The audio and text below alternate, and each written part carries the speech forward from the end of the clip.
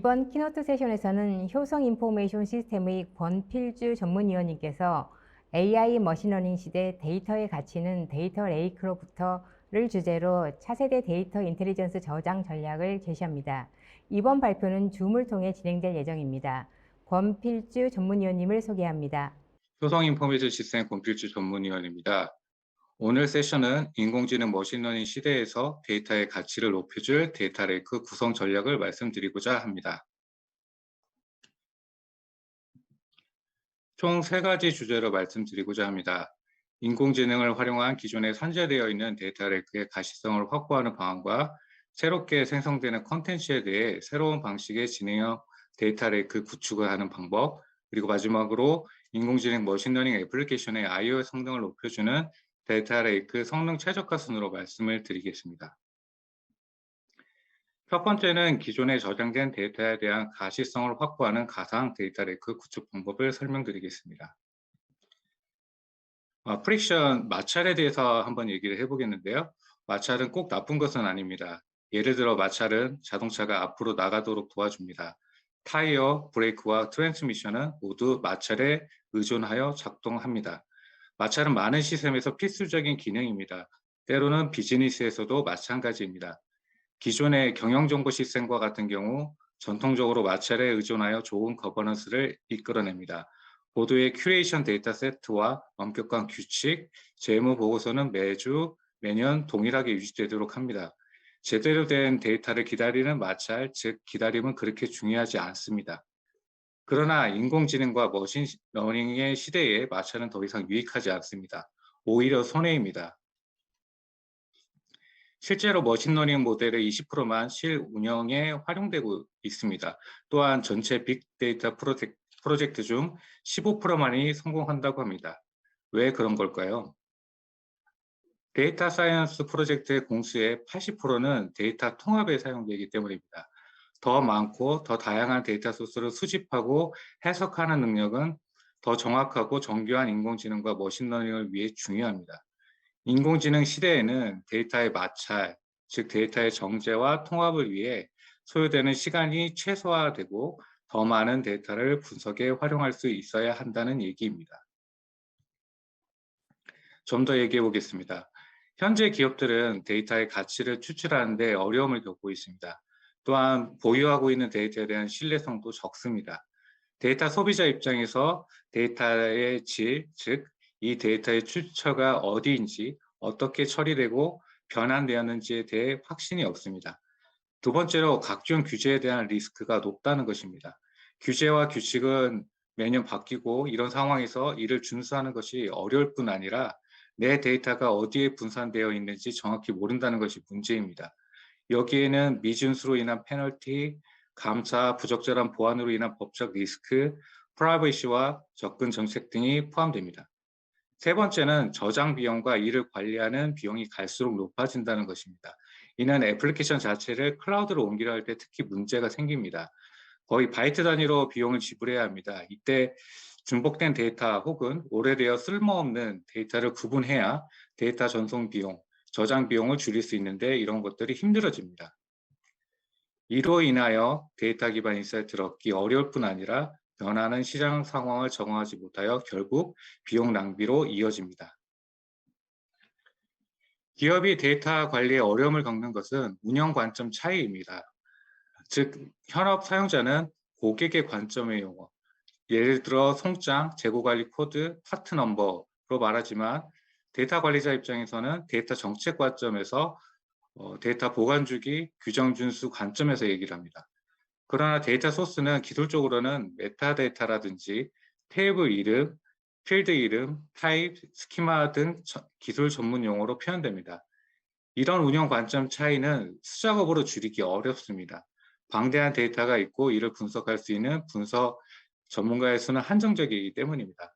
예를 들어 한 기업이 40억 개에 해당되는 레코드를 가지고 있을 때 이를 분석하는 분석가가 1000명 있다고 가정하더라도 각 분석가가 400만 개의 컬럼을 할당받아서 작업을 해야 하는데 그렇더라도 개인이 감당하기는 어려운 데이터 수입니다. 사실상 1000명의 데이터 분석가도 부족한 것이 현실입니다.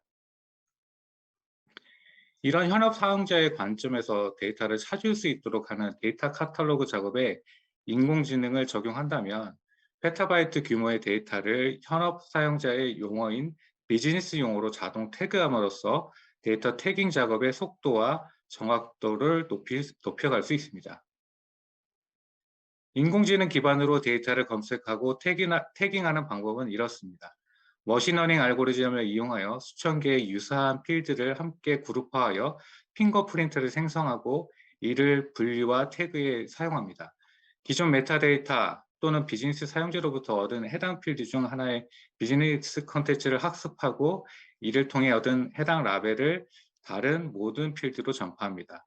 사용자는 데이터 검색과 같은 일반적인 작업을 수행할 때 카탈로그를 추가로 기록할 수 있습니다. 잘못된 태그나 누락된 태그를 발견하면 쉽게 수정할 수 있습니다. 머신러닝 중심 분류 모델은 이를 통해 학습하여 데이터를 인식하고 정확하게 태그를 지정하는 능력을 지속적으로 향상시킵니다. 여기 보시는 화면은 히다치의 루마다 데이터 카탈로그의 화면입니다. 보시는 바와 같이 campaign underbar 5ids.csv라는 파일이 있습니다. 이 파일의 필드에는 name이라는 열의 id 값에 대해 96%의 정확도를 가지고 어카운트 아이디로 자동으로 태그되어 있는 것을 확인하실 수 있습니다. 이 태그는 루마다 데이터 카탈로그에 의해 인공지능 머신러닝으로 자동 태그된 것입니다. 이를 통해 좀 더 현업에 친화적인 데이터 태그로 분류가 가능합니다. 근데 이 태그가 부정확할 수도 있습니다. 예를 들어 샘플 밸류에서 이 아이디에 해당하는 값을 확인해 보실 수 있고 인공지능이 추천하는 태그를 수용하거나 거부 혹은 상세 정보에서 수정함으로써 다음번 자동 태그할 때 정확도를 높여줄 수 있습니다. 이렇듯 사용자는 평가, 주석 달기 및 공동 작업을 수행하면서 데이터 카탈로그의 정확도를 높일 수 있습니다. 인공지능 머신러닝 기반 데이터 카탈로그를 사용하면 누구나 쉽게 데이터를 공유하고 정확하게 이해할 수 있습니다. 앞서 예시에서 설명드린 루마다 데이터 카탈로그는 인공지능 기반 검색과 태깅에 기반합니다. 루마다 데이터 카탈로그는 클라우드에 있는 데이터와 하둡과 같은 온프라미스의 데이터를 뿐 아니라 관계형 데이터베이스에 있는 기업 전체의 데이터를 인벤토리화합니다. 즉 페타바이트 이상의 환경에서 관리될 수 있는 거대한 가상 데이터 레이크 관리를 지원할 수 있다는 것입니다. 당사의 인공지능 기반 엔진은 데이터 값을 검사하여 비즈니스 용어로 데이터를 정확히 식별하고 자동으로 태그를 지정합니다. 회사 이름을 보고 고객군 또는 공급업체군을 귀사의 비즈니스 기반으로 정확하게 라벨링을 할 수 있습니다. 머신러닝 기반 분류 엔진은 데이터를 관리하고 큐레이션하는 현업 사용자와 협업함으로써 학습을 통해 정확도를 높여갑니다. 루마다 데이터 카탈로그는 기존의 비즈니스 워크플로우 솔루션과 기타 소프트웨어 에코시스템과 쉽게 통합되어 상호 운영성을 통해 데이터 관리의 편의성을 높여줍니다. 지금까지 설명드린 것처럼 인공지능 기반 데이터 카탈로그를 활용하면 자동화된 메타데이터 디스커버리를 통해 다양한 데이터 소스를 하나의 거대한 싱글뷰의 가상의 데이터 레이크로 관리가 가능해집니다. 루마다 데이터 카탈로그와 같은 솔루션은 인공지능 기반 데이터 카탈로그와 데이터 보안 등을 동시에 지원하면서 기존의 다양한 BI 도구와 API를 통해 통합하여 운영할 수 있고 적절한 데이터를 찾아내 분석에 활용할 수 있습니다. 즉, 정확한 데이터를 통한 인사이트가 생명인 인공지능 머신러닝 프로젝트에서 적시에 인사이트를 통한 기업의 비즈니스를 지원할 수 있습니다. 앞장에서는 기존에 저장된 데이터를 어떻게 하면 효과적으로 찾아내고 활용할 수 있는지에 대해서 설명을 했습니다. 두 번째는 폭증하는 데이터, 특히 신규 데이터에 대한 분석 친화적인 차세대 데이터 레이크로 구축하는 방법을 얘기해 보고자 합니다. 바로 오브젝트 스토리지에 대한 이야기입니다. 오브젝트 스토리지 기술의 개념은 사실상 1995년으로 거슬러 올라갑니다. 1세대의 오브젝트 스토리지의 경우 주로 웜 스토리지로 활용되었습니다. 공공금융에서 전자, 문서, 이미지 등을 장기 보관하는 용도로 많이 사용했습니다.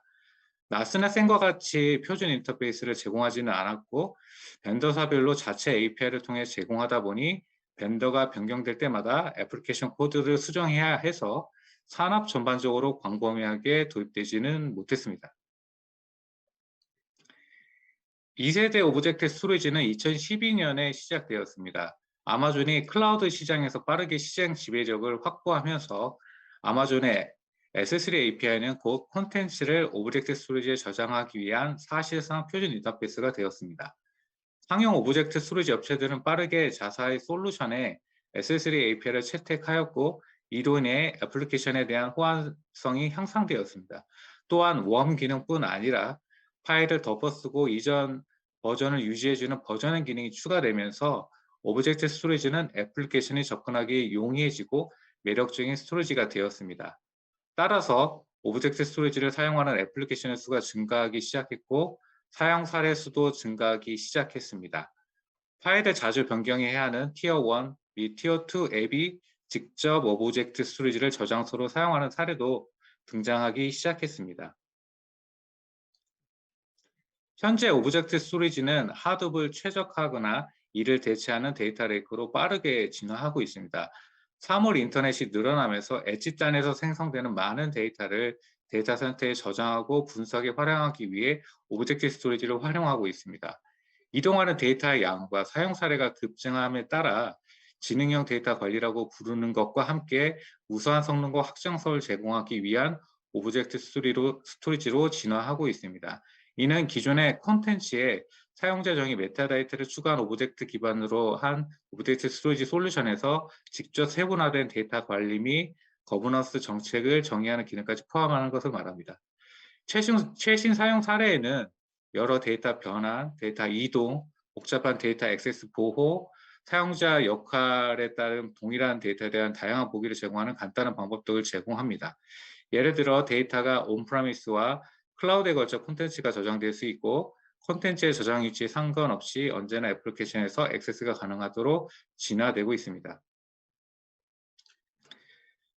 기존의 전통적인 오브젝트 스토리지는 빅데이터 분석과 같은 고성능 처리를 위해 설계되지는 않았습니다.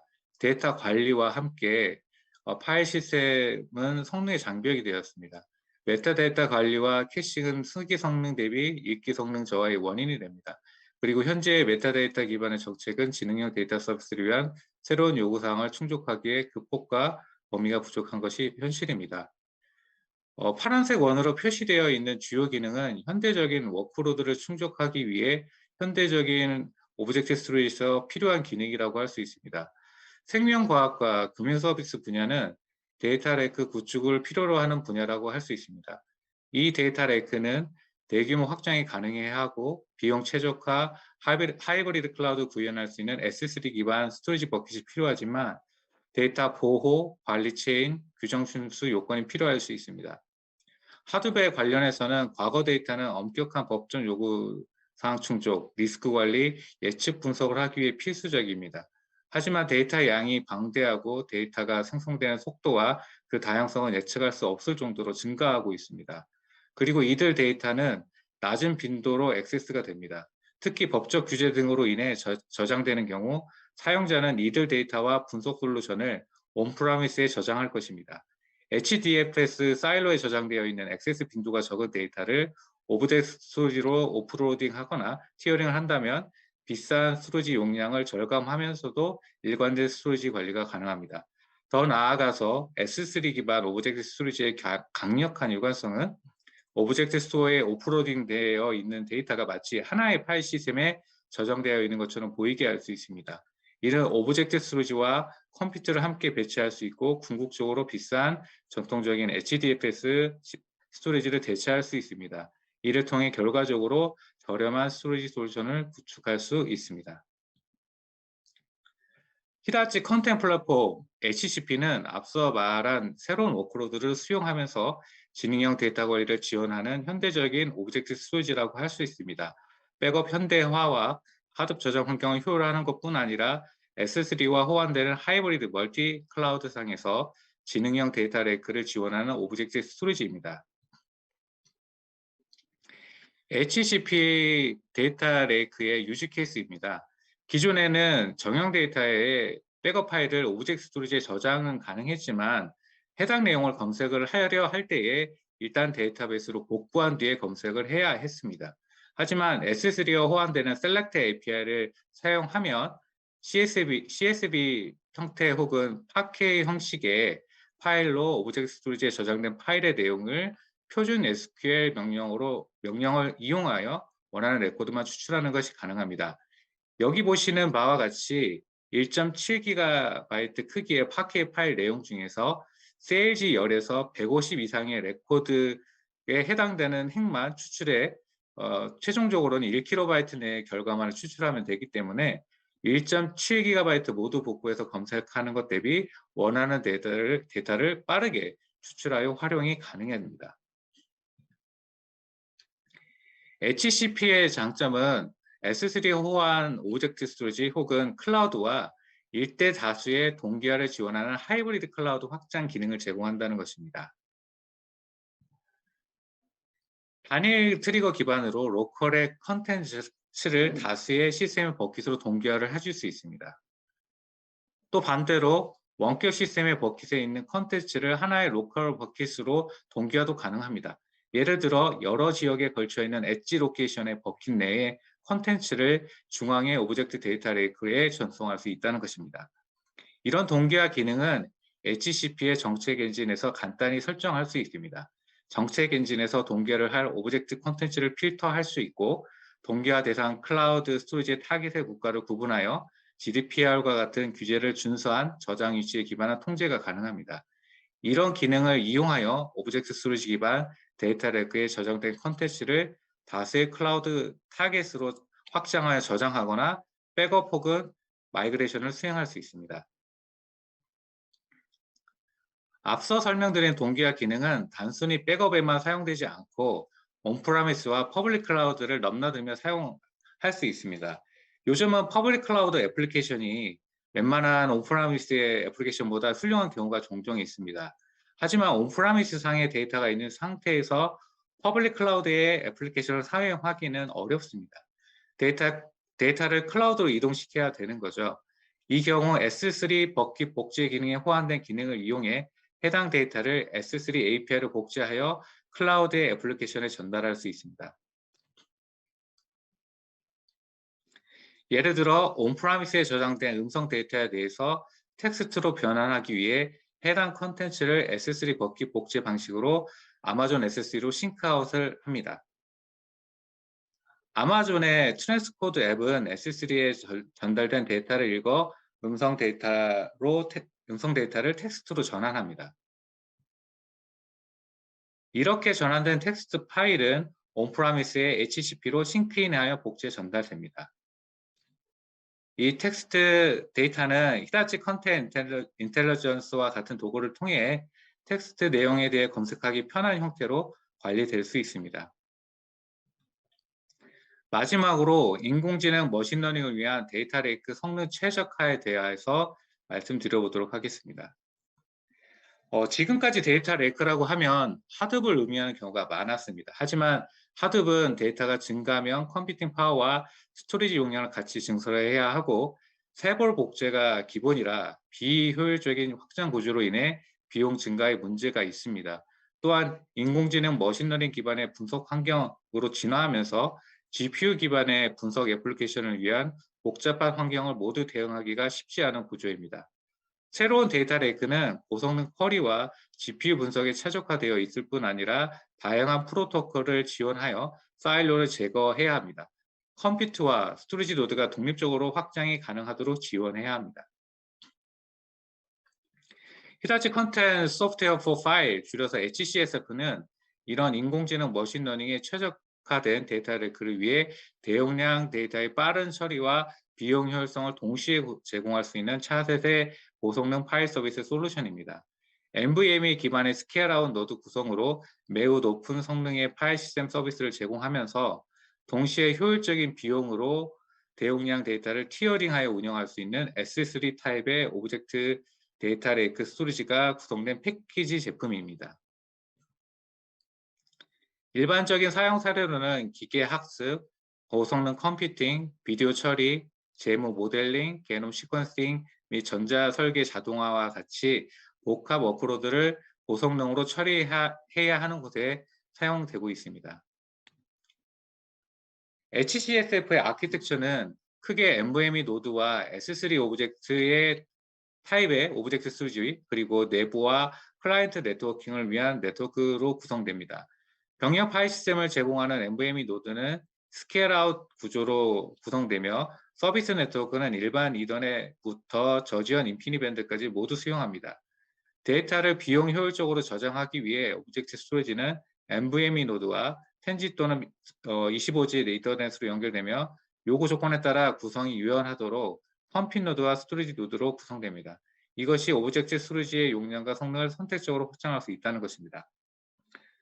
NVMe 노드와 오브젝트 스토리지의 구성은 단일 네임스페이스로 제공되며, 애플리케이션은 단지 파일 시스템만 마운트해서 운영합니다. 스토리지 간 데이터 운영은 정책 기반의 티어링으로 애플리케이션 개입 없이 자동으로 동작됩니다. HCSF는 유니파이드 파일 시스템입니다. HPC 환경에서 GPU를 사용하는 머신러닝 애플리케이션은 대용량 데이터 처리 시간을 최소화하기 위해 GPU 다이렉트 기능을 적극적으로 활용하고 있으며, 이런 환경에 구성되는 스토리지는 GPU 다이렉트 스토리지 기능을 필수로 지원해야 합니다. 또한 비정형 데이터의 효율적인 수집과 활용을 위해서 S3 API를 지원할 수 있어야 하고, 데이터 분석가를 위한 사용자 레벨의 데이터 액세스, 컨테이너 환경을 위한 스토리지 플러긴을 지원할 수 있어야 합니다. HCSF는 높은 성능을 제공하는 것과 함께 다양한 클라이언트 애플리케이션이 데이터 인터페이스 수정 없이 데이터를 운영하고 고객사의 인프라 운영 전략과 방향을 지원하는 스토리지입니다. HCSF는 완벽한 데이터 병력 처리를 지원하는 파일 시스템입니다. HCSF는 들어오는 모든 데이터에 대해서 설정에 따라 여러 개의 청구와 페리티로 나누어 전체 노드에 분산되어 저장합니다. 이때 청구와 페리티 수는 구성되는 노드 수와 데이터 크기, 필요한 가용수를 고려하여 청구는 최대 16개, 페리티는 최대 4개로 설정이 가능합니다. 이렇게 청구와 페리티 수를 가변적으로 조정할 수 있는 기술이 HCSF의 차별점이지만, 메타데이터 전용 서버를 구성하는 경쟁 스토리지 파일 시스템과 달리 전체 노드에 분산하여 처리하는 HCSF의 메타데이터 관리 기술은 완전히 다른 점이라고 할 수 있겠습니다. HCSF는 전통적인 NAS 인터페이스도 지원할 수 있지만, 보다 빠른 처리를 위해 데이터 플레인 디벨로퍼먼트 키트, 줄여서 DPDK라는 기술을 적용하여 NAS 프로토콜의 오버헤드를 제거하고 리눅스 커널 간 통신을 통해 컴퓨터 노드 간 IO를 처리함으로써 인공지능 어플리케이션을 위한 대용량 데이터에 대한 빠른 응답과 처리량을 확보하여 빠른 분석 결과를 도출할 수 있도록 지원합니다. HCSF의 활용 사례는 자율주행 자동차 기업의 사례에서 찾을 수 있습니다.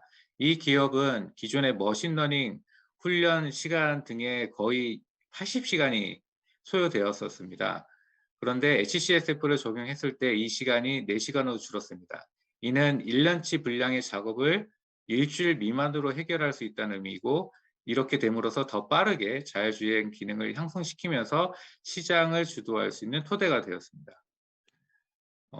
또 한 가지 사례는 유전자 정보와 임상 정보에 대해 데이터 분석을 통한 난치병 치료 연구 목적으로 HCSF를 도입한 사례입니다.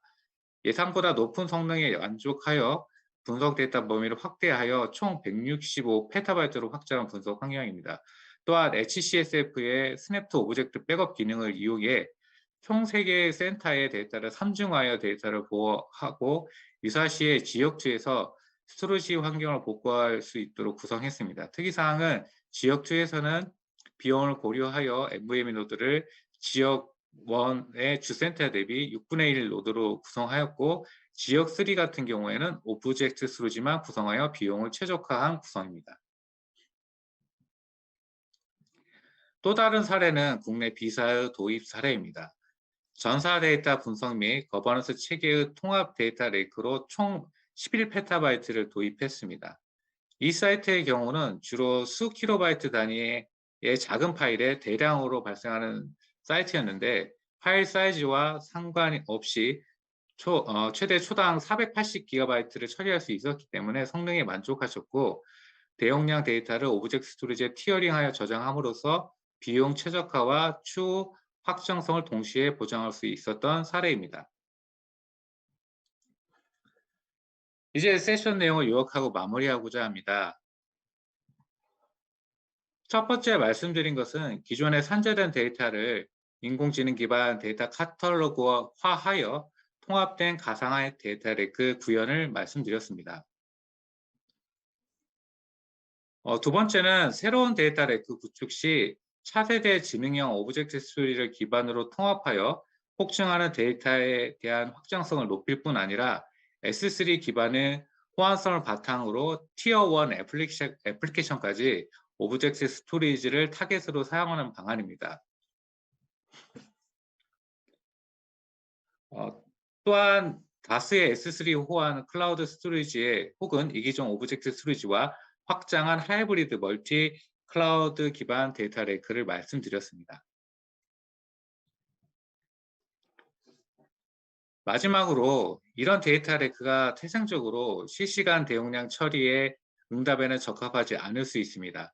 따라서 인공지능 머신러닝 분석의 헤비 IO를 담당할 수 있도록 오브젝트 스토리지 앞단에 NVMe 기반 고성능 병렬 파일 시스템을 구축하여 고대역폭 저지연 환경을 지원하도록 한다면 인공지능 머신러닝 기반으로 빠르게 재편되어 가는 분석 환경에서 실시간 분석을 통한 데이터 기반 시장 대응을 통해 비즈니스에 대한 더 큰 가치를 제공할 수 있을 것입니다.